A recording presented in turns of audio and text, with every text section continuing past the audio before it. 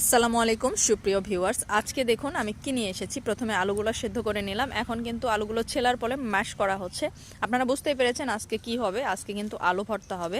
অনেকে সেদ্ধ ভাত বলে বা মানে এক কথাই এরকম কিছু বলে থাকে, কিন্তু আমি আলু ভর্তা নামেই চিনি। এটা খুবই সুস্বাদু একটি খাবার, বাঙালিদের খুবই পরিচিত এবং সবার পছন্দের একটি খাবার আলু ভর্তা। আলু ভর্তার জন্য কিন্তু এখানে মশলা করা হচ্ছে, শুকনা মরিচ, লবণ এবং পেঁয়াজ সুন্দর করে এখানে মেখে নেওয়া হচ্ছে। আজকে আলু ভর্তা করছে কিন্তু আমার আম্মু। হাত থেকে আপনারা আশা করি বুঝতেই পেরেছেন এটা আমার হাত না। আলু সুন্দর করে ম্যাশ করে নেওয়া হয়েছে, এখন সুন্দর করে মাখানো হবে।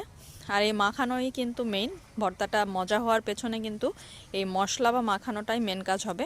আর সরিষার তেল ছাড়া এই ভর্তাগুলো কিন্তু একেবারেই অসম্ভব। সরিষার তেল দিয়ে আলু ভর্তা অনেক মজা লাগে। দেখুন সুন্দর করে মাখানো হচ্ছে।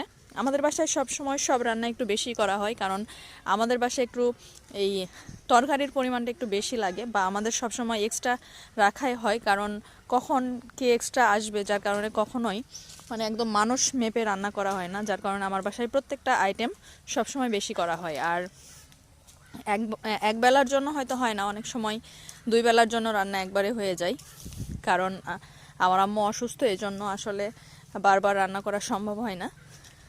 তো যারা যারা আমার ভিডিওগুলো পছন্দ করেন, আশা করি জানাবেন আপনাদের কাছে আজকের এই আলু ভর্তার ভিডিওটি কেমন লেগেছে, আর কে কে আলু ভর্তা খেতে পছন্দ করেন আশা করি জানাবেন।